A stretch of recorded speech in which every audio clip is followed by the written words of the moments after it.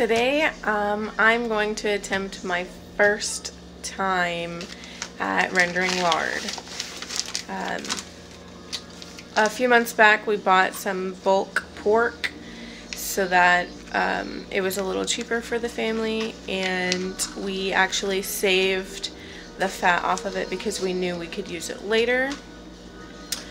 And I did some research and found out how to render it so that way we could use it for lard. And we don't have a whole lot, but this is my trial before we buy a whole hog and have a lot more rendering to do. So here's what we've got, and I'm gonna bring you guys along, so we'll see how this goes. Now the first thing I'm going to do is I'm going to cut this up into little bitty chunks.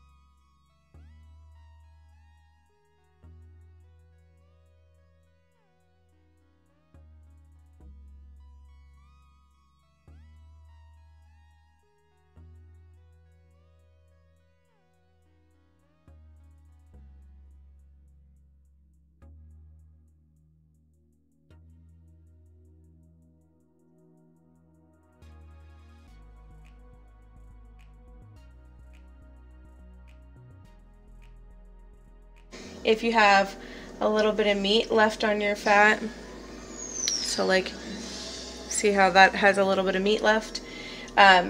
It will cause like a slight bacon flavor in your cooking, and my husband and I actually don't mind that. We'll be using this to cook gravies and things like that for breakfast, and so a meaty gravy to us is awesome actually. So if you plan to use it in baking or anything like that, make sure you cut all of the meat off so that you have a more pure lard flavor.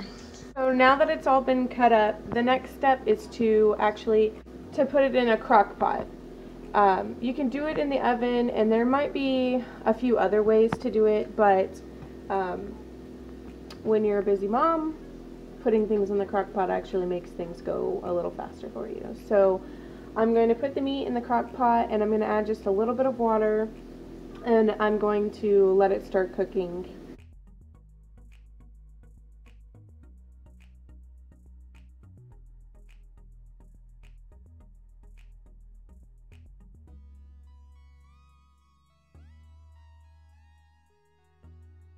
Put it on high to get it started. I'm gonna let it sit in here and let it start cooking. Once the juices start coming up, then we'll get a mason jar and some cheesecloth, and we'll start straining it through there, and it'll separate the lard from the fat and meat that's left in there.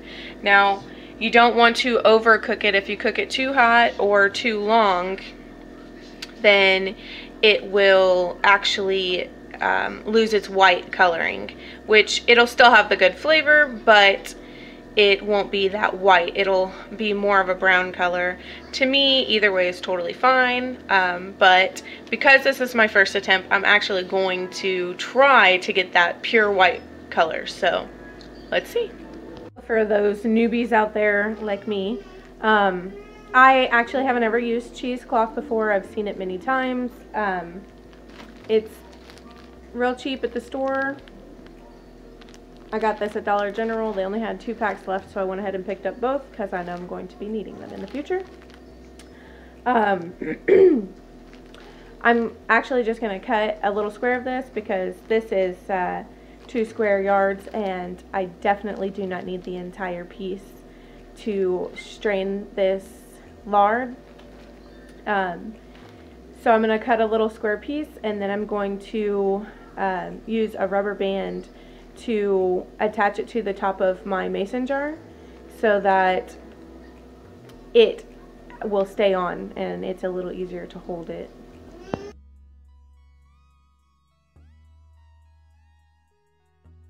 So the fat has been cooking for a little over an hour now, so I'm going to check it and see if we have any kind of progress.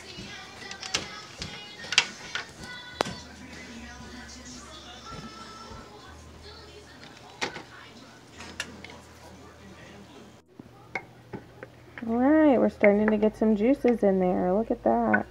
So what I'm going to do is, I put it on high so we could get some cooking going, but I'm actually going to turn this to low so that way we don't overcook it and get it too hot, since I'm attempting at that white lard, that pure white color. And what we're going to do is we're actually going to just start taking some of that out, and then we're going to pour it right in and strain it straight in.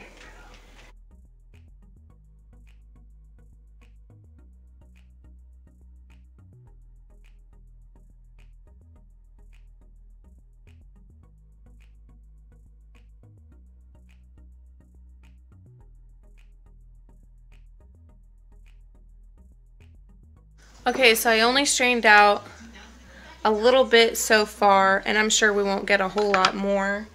But I'm going to let this cook a little longer and see what other juices we're able to get out of it.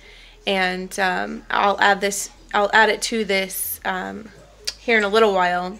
Alright guys, this is how much of that white lard I was able to get.